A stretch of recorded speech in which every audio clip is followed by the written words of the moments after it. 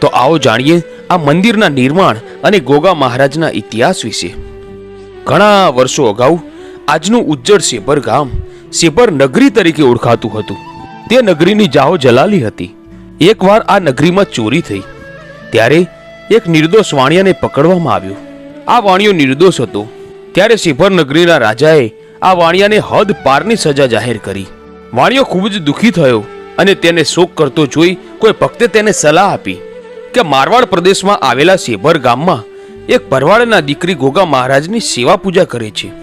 તમે ત્યાં જાઓ, તમારા દુઃખ દૂર થઈ જશે.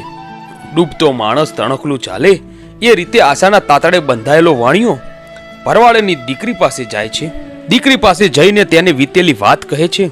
ગોગા મહારાજની કૃપાથી ભરવાડની દીકરીએ આશીર્વાદ આપતા કહ્યું કે જા, તારી સજા માફ થશે અને રાજા બહુમાન કરશે અને સાચા ગુનેગાર તારા જતા પહેલા જ પકડાઈ જશે.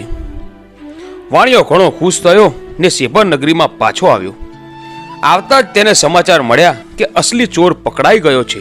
પછી રાજાએ વાણિયાનું બહુમાન કરી અને ઇજ્જતભેર મુનિમ બનાવ્યો અને રાજકારોભાર સોંપ્યો. આથી વાણિયો ખુશ થયો અને ગોગા મહારાજ તરફની શ્રદ્ધામાં વધારો થયો અને ફરીથી મારવાડના શેભર ગામ ગયો.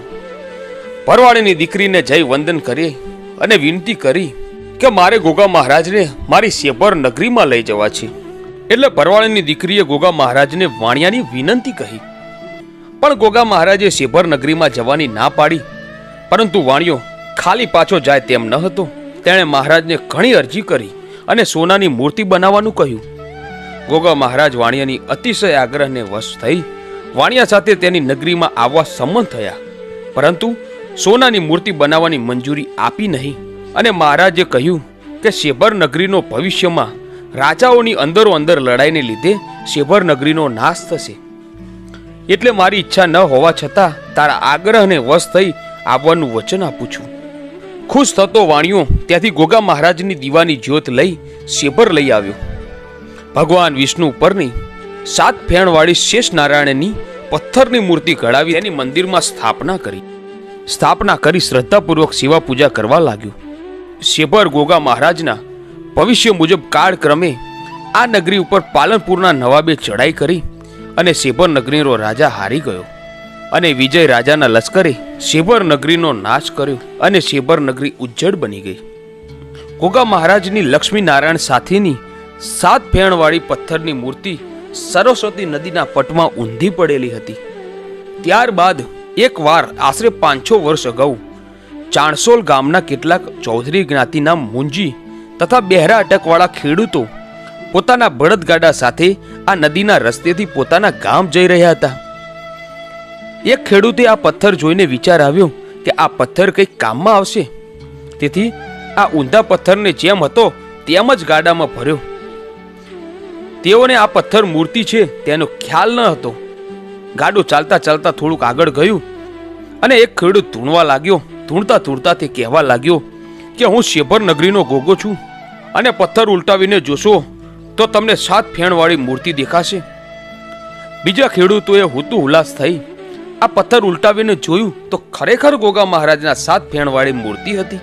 ગોગા મહારાજે કહ્યું, તમે જ્યાં ગાડું ઊભું રાખશો ત્યાંથી હું આગળ નહીં આવું અને તે જગ્યાએ મારી સ્થાપના કરજો. આમ ખેડૂતો આગળ ચાલ્યા. વાતોમાં ગોગા મહારાજનું વચન ભૂલાઈ ગયું.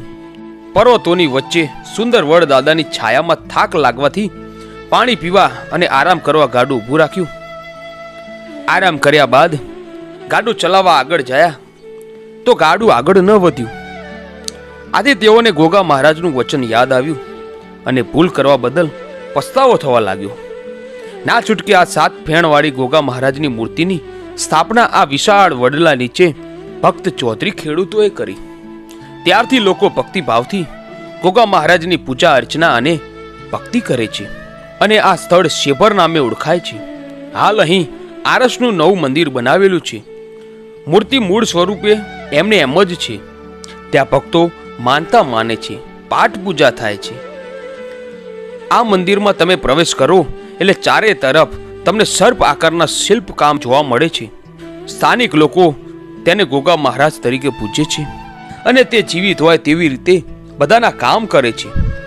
શ્રાવણ વદ પાંચમ એટલે નાગ પાંચમના દિવસે ગોગા મહારાજનો સેબર મુકામે મોટો મેળો ભરાય છે. મિત્રો, જો તમે ફરવા જવાનું વિચારી રહ્યા હોય તો કુદરતી સૌંદર્યથી ભરપૂર આ પૌરાણિક જગ્યાની મજા માણવા જરૂર આવજો. ઊંચા પર્વતોની વચ્ચે આવેલી આ જગ્યા મન મોહી લેશે. તો મિત્રો, આ હતો સેબર ગામમાં બિરાજમાન એવા ગોગા મહારાજનો રોચક ઇતિહાસ.